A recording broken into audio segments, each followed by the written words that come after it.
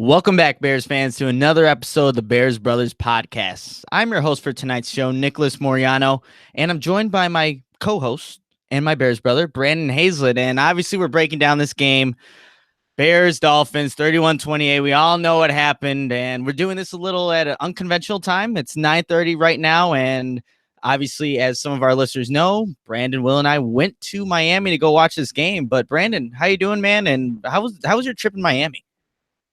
Miami was great. It was nice being able to wake up, to 80-degree weather for 2 straight days there because came home and I could see my breath. So Will's still in Miami, so I hope he's soaking it all up because it's cold when he gets back. Yeah, it definitely is cold. But I realized that there's no way in hell I could live in Miami because we were talking about that while we were sitting in our seats. We would rather be at a cold game, have it snow, than be in that humid, hot weather. Lucky we had like a roofing right above us, because had the sun been glaring down on us like it was for some fans on the left side of the stadium, oh my goodness, that would have been awful. Speaking of awful, we noticed on the sideline in the game, the guys that are holding up like the tarp thing, keeping the guys shaded, those guys, major like caps off to them. Like, I don't like that's impressive. Like, Oh yeah. I'd be really freaking tired by the end of the day. No, I mean, if we were sitting in that section where the sun was at, I would want my own personal guys having a little Right. canopy or something right above us, because that would be brutal sitting there. Yeah, and but the trip to Miami, I mean, it was really fun. I got to meet up with my friend who actually orchestrated this almost entire event for 30 of our fans to come and meet us. And it was funny. If nobody was watching my Twitter page on the night that I went to Joe's Snow Crab, and it's just a restaurant downtown South Beach. And it was funny because there's a bunch of Bears fans there. And as this group of Bears fans was leaving the restaurant, one of them says "Bear down," and then someone says "Bear down, Chicago Bears." So the fight song starts breaking out of nowhere. There's a lot of Bears fans there in Miami. So obviously Bears fans do travel well, but it was just a great time overall. Obviously, we wish the outcome was a little different, but what can you do? I mean, it was a great time seeing you, Brandon, Will, and just all hanging out with all the Bears fans. We got to meet so many fans of the podcast, take pictures with them. So it was a great time. Yes, and I'd much rather lose by 3 in the last 3 seconds than go down there and get blown out. So it was still a good time overall. Yeah, it was. So let's just get started with this, and we'll start it like every other post game show and start with the first quarter. We'll already go in the fourth. Start with the first quarter, and since Will is not here, and to explain, he, like Brandon said, he is still in Miami, and he would be on this podcast, but the internet at his Airbnb is not the best, so he chose to sit this one out, and perfectly fine. Enjoy Miami. He's having a little family vacation, so he deserves it. But for Will's monster moment, I'm actually going to take it a little bit of a different route here, and I'm going to go with the Albert Wilson touchdown that came after the Bears scored that touchdown to Anthony Miller, because the Bears obviously take the lead 28-21 at that moment, right after Anthony Miller scores. And then after the kickoff, one play, 75 yards, Albert Wilson is just going down the sideline, breaking tackles, because the Bears, oh man, they just did not know how to tackle in yesterday's game. But to me, that was a big moment in the game, because there was about 3 minutes and 1 second when that play started, and one play, 75 yards, the game is tied. The Bears didn't have any opportunity to play any kind of defense, because one play and it was over with. It was a tie game, and we all know it went to overtime, and we all know what happened there. So I'm going to take that as the monster moment of the game, that Albert Wilson touchdown after the Bears take that 28-21 lead. But Brandon, do you have a stat for the game? I do have a stat for the game, and I'm going to go with 3 because the number of touchdowns that Mitch Trubisky's thrown, and that's also the second straight game that he's thrown for more than 2. And prior to this, prior to the Tampa game, he didn't have a game where he threw more than 1. So to see him throw 2 games back-to-back here, Tampa Bay, obviously he had 6, and then against Miami he had 3. It's nice to see him be able to see that statistic climbing. That's something that we've all been kind of waiting for. And I said, just be patient with it, pump the brakes on the hot takes, just wait it out. He will turn into this quarterback that we kind of we're expecting to see. And sure enough, we've had back-to-back games now where he's thrown for multiple touchdowns. So stat of the game is Mitch Trubisky's growth in throwing 3 touchdowns in this game. Yeah, I mean, that's great to see Mitch Trubisky, improving, still showing progression. I actually have an article coming out tomorrow about that. And I'll give you my knock of the game because with the loss, usually the knocks come. And it's just going to go with that defense overall. It just really wasn't what we were expecting coming into this game against Miami. Playing, well, right before the game started, Brock Osweiler starting, playing against a battered offensive line. There was no pressure. Just watching from our vantage point, where we were at in towards the middle corner of the end zone, uh, there was just no pressure. It was like the defensive line was just playing patty cake with the offensive line. There was no getting to Brock Osweiler. He had time to throw. Obviously, they were very quick passes, but the defense just didn't show up today, and that's really disappointing. And also, the tackling goes along with that. These screen passes, these short, quick passes to the flats, end up going and being big gains for this Dolphins offense, which, again, wasn't something that Bears fans, a lot of experts, us were expecting to happen against a Dolphins team that was, injured. But that's going to be the knock of the game. Just the defense not coming up to play, just not showing up here in Miami, which was very unfortunate. And also a part in this first quarter, we give out our MVPs. So, Brandon, do you want to give out your MVP? It's probably on the fly, but do you have an MVP for this one? Kyle Fuller had the 2 interceptions in this game. I think he's very well deserving of that. Didn't have any almost interceptions, as I pointed out to you during the game, so that was nice to see him be able to reel in those 2 very nice interceptions. And when the defense was able to force Brock Osweiler to take it downfield, that's exactly what happened throughout the entirety of the game. He couldn't complete anything downfield, and Kyle Fuller had 2 of those picks. So MVP goes to Kyle Fuller for the 2 interceptions. Yeah, right after Kyle Fuller got that second interception, Trubisky threw a touchdown pass to Allen Robinson, so they capitalized on the turnover. So that's exactly what you want to see from the turnovers from the Bears that they did have. And my MVP, I'll go with Mitch Trubisky. I thought he had a hell of a game, honestly. I know he had a really bad first half. It was mediocre. There weren't a lot of positives from it. The offense in general didn't do much of anything. I believe they were shut out 7-0 going into halftime. Yes. And then they started to turn around in that second half there. Mitch Trubisky was making some nice throws, making some nice reads, got the deep ball going to Taylor Gabriel, which was fantastic to see. We're looking at that ball just traveling the air from our vantage point, and you're thinking this has a shot, and it just ends up going right into Gabriel's hands, which is really nice to see. So I'll give my MVP to Mitch Trubisky. And speaking of Mitch Trubisky, we'll go into our second quarter of our show and where we talk about the offense, and we'll just continue the conversation on Trubisky. This offense obviously did not come out and start the game hot, which was disappointing to see. And in that first drive of the game, we see Mitch Trubisky miss a wide open Anthony Miller. This could have been the 4th time the Bears started an opening drive with a touchdown. Had he hit Anthony Miller in stride, there's no doubt in my mind, I think he can take that for 6. So we saw him miss that. And then we see a couple of other times where he's making these across the field throws to maybe Tariq Cohen. One ended up being completed. One was nearly an interception. But overall, I think Mitch Trubisky had a really good game. You see that touchdown pass that I alluded to earlier to Allen Robinson, which was on that skinny post. And actually, that's a throw that he missed earlier in the year against the Arizona Cardinals in week 3, where Trubisky threw it behind him, but this time it was right on the money. And you see that Mitch Trubisky slowly making the progression. And it's not only in the air, but also on the ground where he's just able to run the ball effectively. Maybe is taking instead of giving the ball off to Jordan Howard, Tariq Cohen, he's just taking and running it himself. So Mitch Trubisky showed progressions. Yes, he had that red zone interception. He's going to learn from that. Rookies are going to make mistakes. He's going to learn not to throw across his body because that will lead to bad things. But overall, I thought Mitch Trubisky played really well. 3 touchdown passes.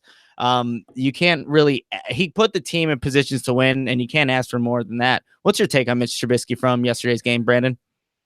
I like the aggressiveness that he came out with. That first pass of the game, when he threw it into triple coverage and just missed Allen Robinson, like that ball was only where Allen Robinson was going to catch it. So I thought that showed a lot of moxie, a lot of cojones, I guess, to start the game, which I thought was a good sign. And I thought that's how the rest of the game was going to go, is just being able to see the aggressiveness from him. And that showed throughout that first drive because he was long on every pass he had on that drive. You mentioned the one to Anthony Miller. That's the other one that stands out. But outside of that, I mean, there's I think it was somewhat of the play calling. I think that might have installed maybe a little too much again. It seemed like Trubisky just wasn't really comfortable, because when we looked up the stat line at one point in the game. Trubisky was 13 to 34, and we didn't even realize he threw 34 passes in the game to that point. So it just kind of goes to show you that I think that he might have still been a little bit overwhelmed and tried to do a little too much in that first half. And that's why they weren't able to capitalize on any other their opportunities that they had, because when the passes were completed to guys in space, they were trying to do too much, go too much east and west instead of north and south. So I think if they would have simplified the playbook, I mean, even with the bye week, I understand you have the extra week to be able to install some extra plays. But at the same time, he just does a whole lot better when he's comfortable and he's done things repeatedly. I mean, as anybody does. Those deep passes to Gabriel later in the game, as we've seen, I think those were just comfort things that he's done throughout practice. We've seen it in training camp from time to time. So those are things that he's capable of doing. He's had the repetition of. Now we're just putting it into the game finally. And I think there was just a little too much on his plate there in the first half. But I think once they simplified things and took shots downfield, I mean, the offense really opened up. So I really like the aggressiveness that he brought. Yeah, and I agree. And Brandon, it's funny because I know we saw that on the big screen where it was like Trubisky was 10 of 33 or for whatever that stat was, right, but he finished 22 of 31. So I think that was an error on that screen because that just didn't seem right. It wasn't right. There was just something weird with that video board because they had a roughing the passer and they called roughing the kicker like on the video board. So I think there was something up with that. But yeah, without really looking at his stat line, until just now, I thought that was just the one thing that came to my mind. So yeah, no, I mean that video board was weird. I wonder how else they skewed this game. Maybe not, just kidding. But yeah, so Mitch Trubisky overall had a great game. We both agree. So let's move on to the running backs who each, and it's bad that we remember this, they each had a fumble in this game, which really put a damper on the day for both of these backs. Jordan Howard was at the 2-yard line in the second quarter when the Bears they hit. It was first started off by that long pass to Taylor Gabriel, and the Bears are right there. And you think Jordan Howard's just going to run right in, and he ends up running into Trey Burton, fumble, and then so the Bears don't get any points before the half. Taylor Gabriel was utilized very effectively in the passing game, and that's exactly where, we expected him to be utilized, just a guy that you can get out in space, a lot like how the Dolphins use their quick, speedy receivers. But Tariq Cohen, again, you just got to be able to hang on to that football. Obviously, being a smaller guy, there's going to be these big guys coming out to lay him out, and you just got to be able to hang on to the football. So the running backs, overall, you want to see Jordan Howard utilize a little more. I feel like Matt Nagy, now 5 games into his Bears head coaching career, is still trying to figure it out because we're not seeing enough of Jordan Howard. And I just don't think that when he's getting the ball, that the blocking's really as well as it should be. And again, that goes both ways. Jordan Howard is maybe missing some reads, but the offensive line overall, I think when he gets the ball, there's just not as many holes. I know towards the end of the game in overtime, they were making some good blocks for him, maybe springing free, but overall, I'm just not seeing a lot of good blocking when Jordan Howard's in the game. Do you feel differently about that, or what's your take on the 2 running backs? And also, Benny Cunningham was in there for a couple plays, but mostly it was Howard and Cohen. Yeah, Benny was in there, and especially at some times where we thought that Howard would get the ball, so we didn't know. I mean, I think the 3 of us were kind of looking at each other like this should be a situation where we have Howard in instead of Benny. But regardless, Benny got in there and he did a solid job, did what he was asked to do. Regarding the fumbles, especially looking at Howard, I mean, you could tell he was really disappointed by it. I mean, he didn't get up. He knew he put his hands on his helmet, like, dang it, and fumbles happen. It's just, that was a very, I guess there's really no good time to have a fumble, but when you talk about a really big missed opportunity in this game, that's one that I really look at. And we didn't see him much for the game after that until he got into overtime. And then we've seen that Jordan Howard looks like he could put up 1,000 yards. Has a 9-yard run in there, has an 8-yard run in there, has, 5-6-yard runs scrambled in there as well in overtime. And that's the Jordan Howard that I think needs to be utilized later in games because by that point, I mean, the offense, they came out and scored 21 quick points right out of halftime. The defense was on their heels. That was a point where I think they should have stressed running Jordan Howard a little bit more, not necessarily to be conservative, but just to try and get him going. And then it's going to open up the playbook for other things. And that could have opened up the play for, another deep pass Taylor Gabriel. Because after the one that you mentioned earlier, we didn't see very many deep passes at all. And that's, I mean, I don't know what that's accredited to. Maybe they're just prepared for him. Then you got to bring the defense back in with a couple other runs. And I think that's the point where you have to use Jordan Howard. Regarding Tariq Cohen's fumble, I I kind of had to chuckle a little bit because he put on Twitter, blame me for the loss, bring it on. And I wouldn't, it's not on solely Tariq Cohen. So I just want to throw that one out there that there's no need to place blame on him. But overall, he had a very good game. Just got in space and was able to do some special things. But one thing he really needs to work on, and we said this last year, he just tries to create too many big plays. He tried to do way more going east and west in the first half than he did going north and south. And once the Bears figured out you have to go north and south to score, they put up 21 points. So regarding the whole offense, I guess that's, go north and south. Yeah, and you made a great point there, because on that 4th down and 1 play, that's where we saw Tariq Cohen make too many moves, just hit the hole, go upfield, convert on that play. But obviously the Bears didn't do that, and then the Dolphins, recover or turnover on downs there. So that is a good point there. But overall, I think I'm impressed with Tariq Cohen did. Just got to be secure with the football and make decisive cuts just to move upfield. But overall, I think he did well. And moving on to the pass catchers for yesterday's game, a guy that stood out to me, and he's really been making good plays all season, and I didn't really expect it early on, is Allen Robinson. And even though this play won't go on the stat sheet for Robinson, it was a one-on-one to the left side with Minkah Fitzpatrick. And this was coming, when was it? Believe in the second half, where Trubisky just throws a deep ball to him, and he's one-on-one with a rookie DB, Minkah Fitzpatrick, a good player, but he ends up getting a pass interference call on that play. And that obviously doesn't go on the stat sheet, but that shows you what Allen Robinson can bring. And obviously he did score that touchdown, and he made a hell of a catch on the left sideline. And I remember, Brandon, I was talking to you right after it happened. I'm thinking that ball's just going out of bounds. I don't think Robinson can even catch that ball, but it ended up being perfect. His strong hands, hits the ground, is able to, just caress the ball and, make a really good catch. But Allen Robinson impressed me. Were there some guys that in particular impressed you? Are there any other receivers that you want to talk about? I just want to say that I had Allen Robinson as my X factor for a reason, because once he got going, we seen he really got going. But Taylor Gabriel was the other guy. I mean, he was just beating his guys downfield, which, we know that he could do, but then the fact that Trubisky is able to hit him, that's big. And they can be able to continue to do that throughout the entirety of the year. The rest of this year, this offense is really, really going to open up. We're going to see a lot of other things open up that we may not have seen, because now the defenses know Trubisky can hit Taylor Gabriel deep. So while it may not have, it was big in this game, but it's going to play much bigger dividends down the road than just in the overtime loss in this one. We're going to see the defense have to be able to defend literally everything, because now they know Trubisky can't hit that pass. So that speaks volumes to me as far as Gabriel's speed, and we know he could do it. Just a matter of seeing it now.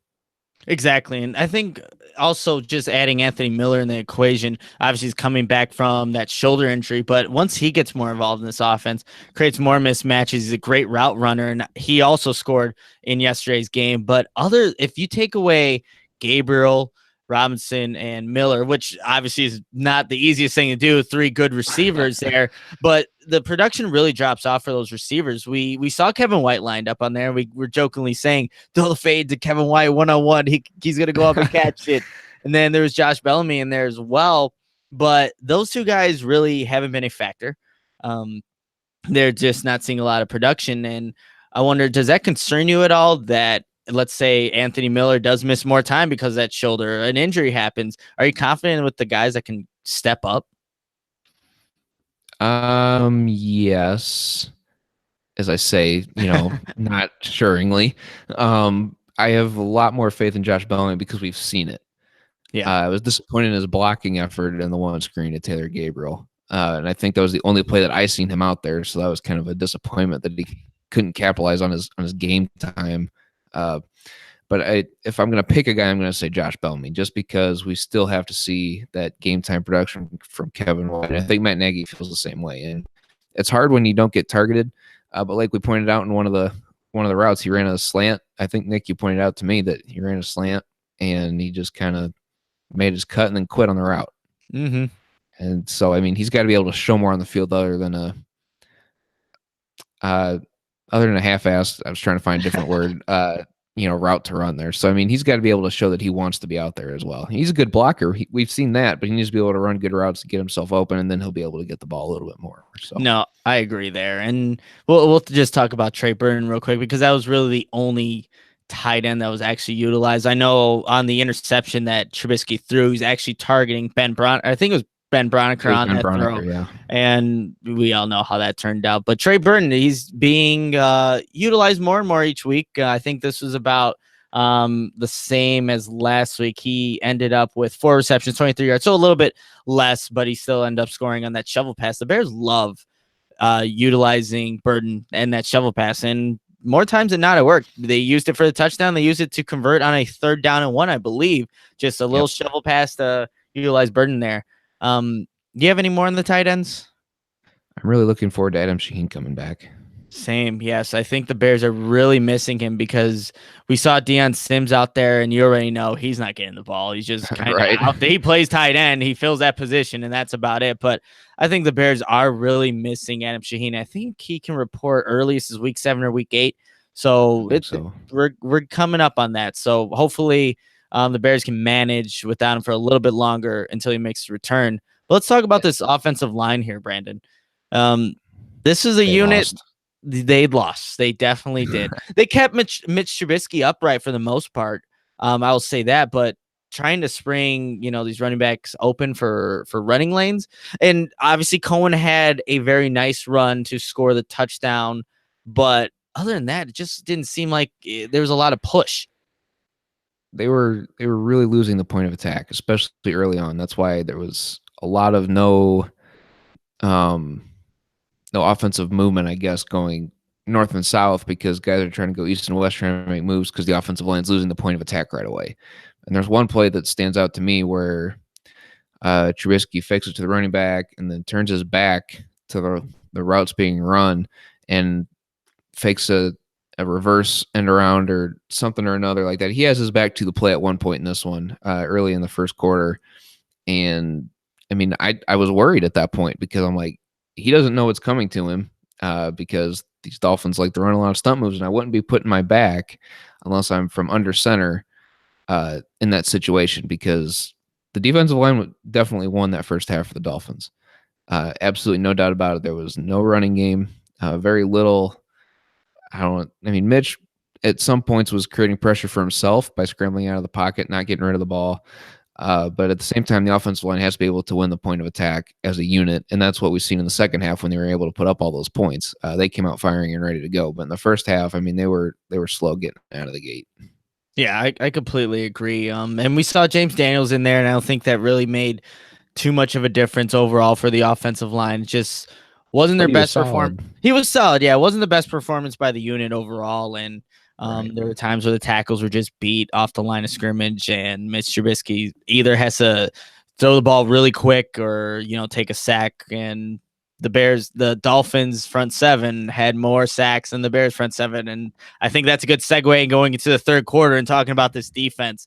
And I don't even know if it's worth breaking down each position because what ended up happening there in Miami was it was astonishing. It just seemed like there was the pass rush was non-existent, which was crazy to see against, like we were saying, a battered offensive line for the Miami Dolphins. And everyone was expecting the Bears to just have their way with it. But no, once they took Khalil Mack out of the equation, and he had some kind of ankle injury, and I think Ian Rappaport tweeted earlier today that injury would have supposedly kept out most players out of the league, and they would have been on the sideline. Take that with a grain of salt. I just don't think that you put that on Mac and then the rest of the defense doesn't for some reason elevate their play, because if Mac can't get going, someone else needs to step up. It's just not because Mac is not going, I can't generate pass rush. Well, that's the terrible mindset, but that's what it seemed like it was yesterday. Keem Hicks didn't have his normal game. Leonard Floyd, the best thing he did, it wasn't even a good thing. It was just a fun play. It was a penalty, but it was really cool. Yeah, that ended up making, I think it was Sun Times or Tribune. It was just a picture of Roquan. It's Roquan Smith and Leonard Floyd, Georgia Bulldogs, just slamming Danny Amendola just on his neck, basically.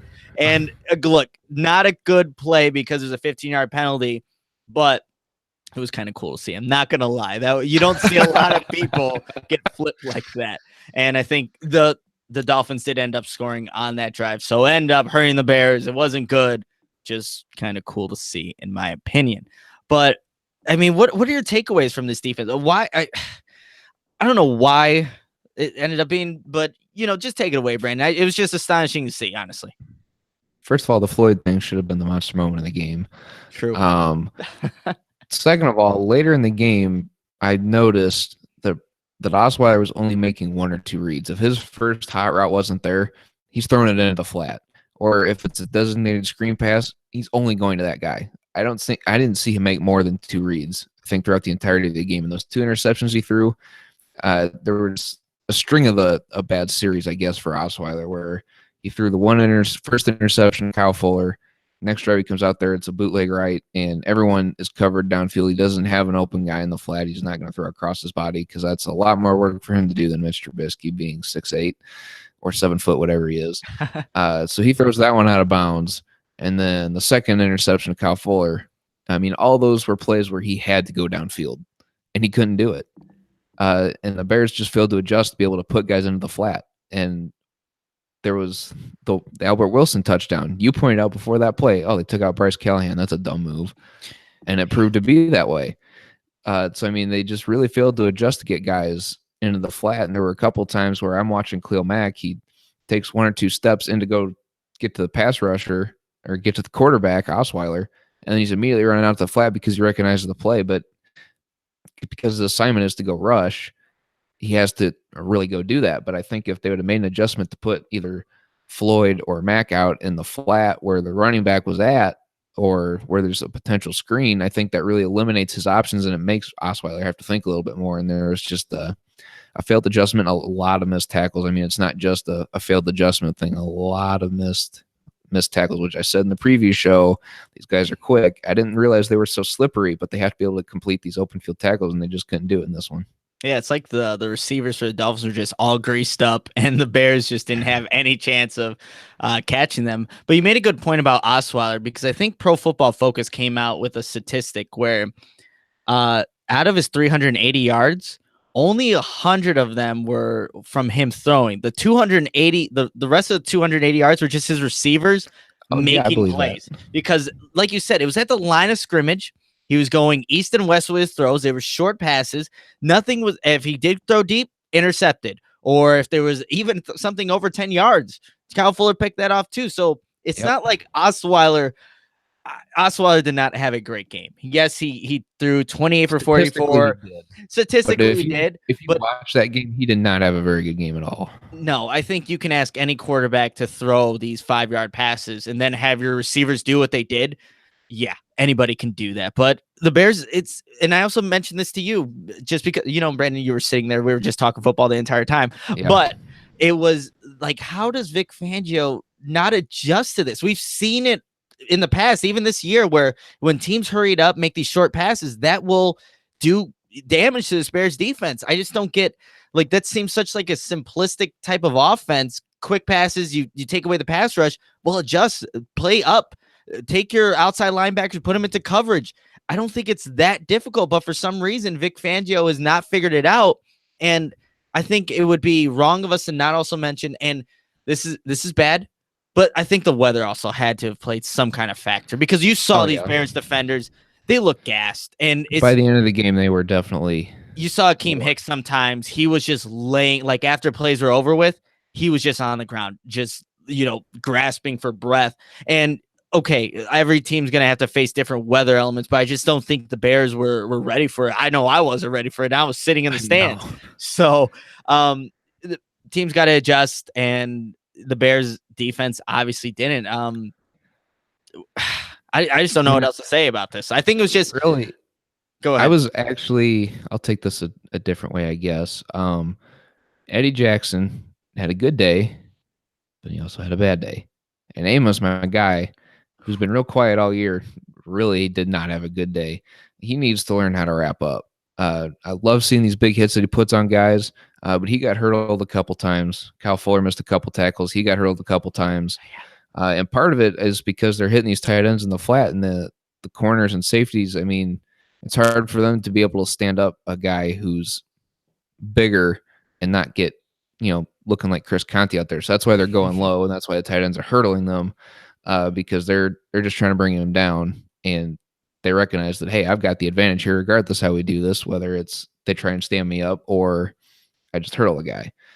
So there needed, I don't know, I guess that needed to be a linebacker thing, but Danny Trevathan too, just keep going on the missed tackles thing. He was over pursuing all day long. So coming out of the bye week, I thought we'd see a little bit more fundamental tackling football in this one. Because if they make one of those tackles, I mean, this is a different game.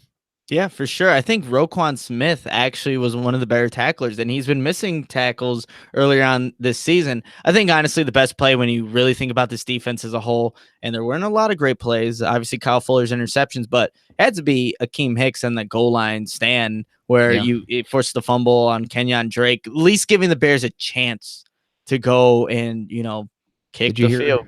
No. You hear what I told Will before that play? No, I didn't. I looked at him. I said, they've been running the ball awfully well without any mistakes. Something has to happen here. And then he fumbled it.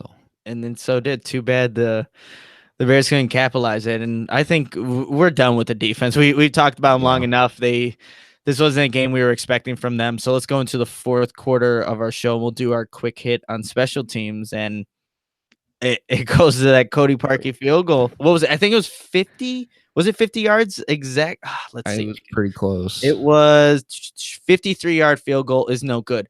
But you know what I think it's interesting to talk about here is on that play or leading up to that, the Bears were, driving, moving the ball and looking like an offense that wanted to do something.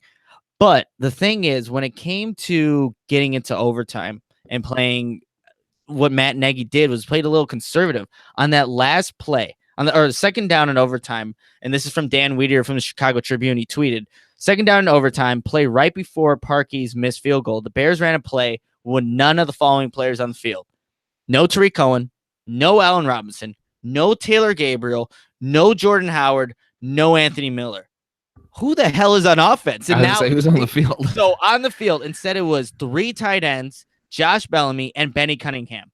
So that's how you know. And I remember telling you this, Brandon. The Bears just need to play it aggressive. Do not play for the field goal. Play like you want to win this game for a touchdown. Because when you go conservative, that's exactly what happens. You're relying the entire game on your field goal kicker. And I know he's been better. Cody Parkey has been better. And obviously he came from Miami Dolphins. But when you rely on your field goal kicker to win the game and you put in that personnel, I guess he got what he was asking for. Yeah. You're asking for it. You need to be aggressive in that situation.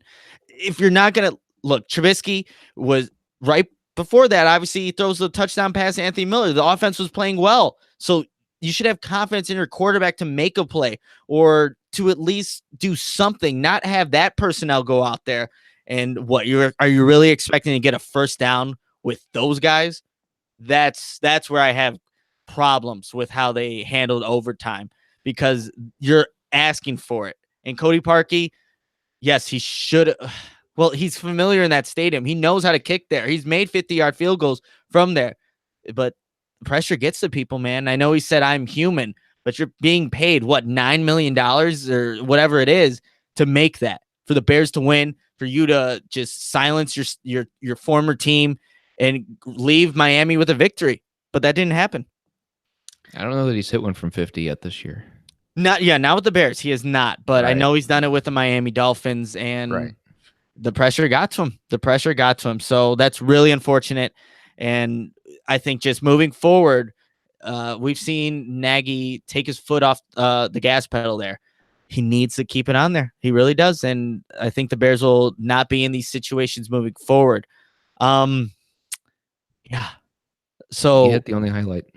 Yeah, I hit the only highlight on special teams. So now, is this where we kind of wrap it up here, Brandon? With our, I think this is where we wrap it up. Yeah, wrap it up. The 2-minute warning here. Yeah. What is your 2-minute warning? Obviously, the Bears are 3-2. They're still first in the NFC North, and I believe the Packers are losing right now. If I'm not mistaken, I don't know if someone can maybe update me in the chat. I know CJ Beathard is going off, former Iowa Hawkeyes quarterback, current quarterback for the 49ers. I don't know if they're still winning, but it'd be nice to see. But the Bears are still in first. They're 3-2, and now they have the New England Patriots coming to town. What is your 2-minute warning for the rest of the season looking like, Brandon?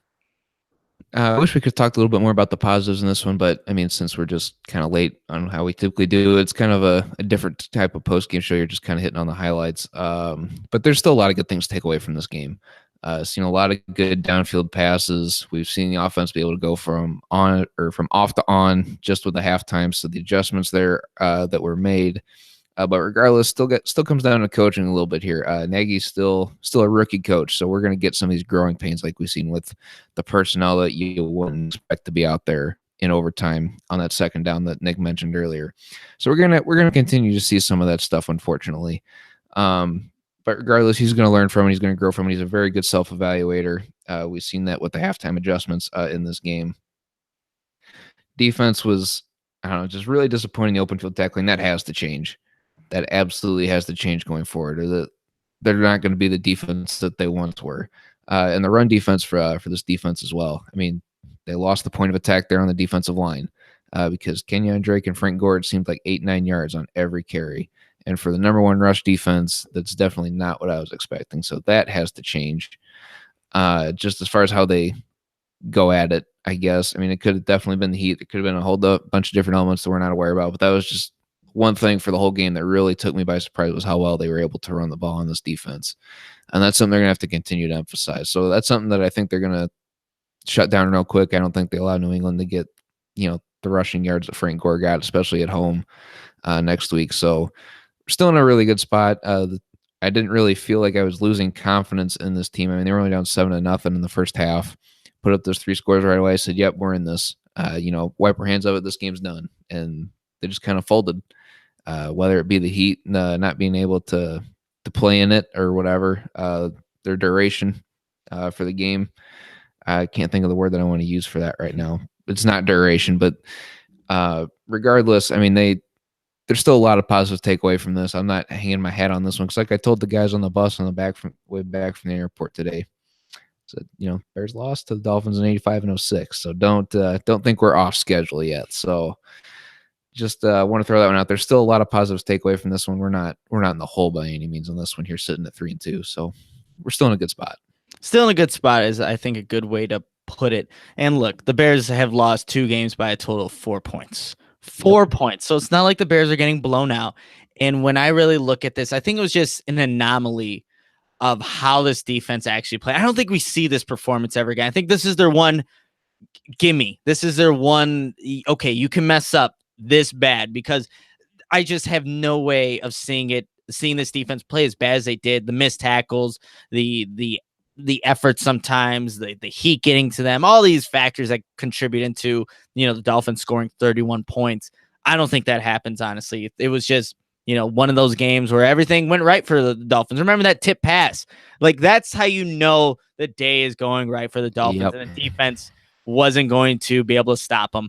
And offensively, you have to be happy with how Mitch Trubisky is playing. I know there were a lot of doubters, maybe 3 weeks ago before the Tampa Bay Buccaneers game, calling him a bust, but he's put together now 2 great games. I'm going to say great because I really thought he played really well in this one, and also obviously the Tampa Bay Buccaneers game. So be happy about that. He's getting better. He's making the right choices. He's going to have some hiccups. He's a second-year quarterback in a new system with a new head coach. It's going to happen. But the offense is starting to get better. They just need to be able to put a full game together. That's what it is.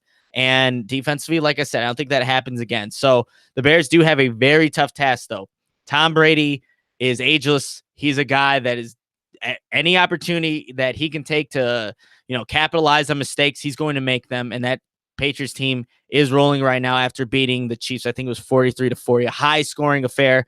And I know Matt Nagy's going to look at that film because a lot of the things that the Chiefs do, the Bears will try to utilize and put points up against this Patriots defense that I think has allowed 40 straight points to the Chiefs for 3 straight consecutive times now. So I think Matt Nagy's going to really look in that film and try to find a way to stop Tom Brady. But I think the Bears can rebound. I think it's going to be a close one next week, but we'll definitely break that down later on in the week. And before we actually head out, make sure to send in your questions for the audio mailbag. We didn't get a chance to do that last week. It was a little strange, but you can do that by calling 872-240-4007, and that's 872-240-4007. Leave a voicemail. I know a lot of Bears fans have a lot of questions.